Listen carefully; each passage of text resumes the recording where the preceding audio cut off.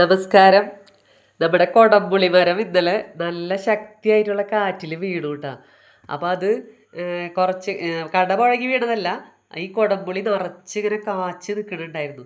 നല്ല പഴുത്ത കൊടംപുളികളായിരുന്നു കേട്ടോ.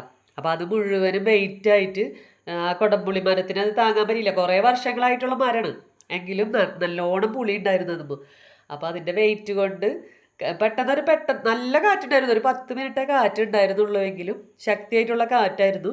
കുറേ സ്ഥലങ്ങളിൽ മരങ്ങൾ വീണു എന്ന് പറഞ്ഞു. എന്നാലും ഇത് ഭയങ്കര ഒരു കഷ്ടമായി.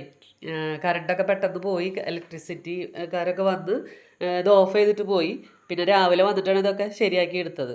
അപ്പോൾ കമ്പിമേലേക്കാണ് വീണത്, കറണ്ട് കമ്പിമേലേക്കാണ് വീണത്.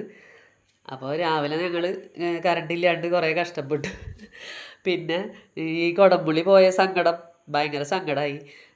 കുറേ വർഷങ്ങളായിട്ട് അത് കുറേ കുടംപുളി തന്നിരുന്നതാണ്. നല്ല മരമായിരുന്നു. അപ്പോൾ അത് ഇന്നലെ വീണു. അപ്പോൾ അത് ഒരു ഇങ്ങനെ ചീന്തിയ പോലെയാണ്.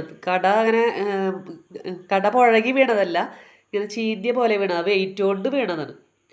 അപ്പോൾ കാറ്റത്ത് അത് വീണു. എന്തോ ഭാഗ്യത്തിന് വണ്ടിമേലേക്കൊന്നും വീണില്ല. ആ ഷെഡിലൊരു വണ്ടി ഉണ്ടായിരുന്നു. എന്തോ ഭാഗ്യത്തിന് ആ വണ്ടി കേടാവാണ്ട് കിട്ടി. അപ്പോൾ ഷെഡുമേലേക്ക് വീണില്ല, ആർക്കും അപകടം ഉണ്ടായില്ല. പകലൊക്കെ വീഴായിരുന്നെങ്കിൽ ആളുകളെ മേത്തൊക്കെ വീണേനെ. അപ്പം ഇത് രാത്രി ആയതുകൊണ്ട് പിന്നെ അത്ര ബുദ്ധിമുട്ടൊന്നും ഉണ്ടായിരുന്നില്ല.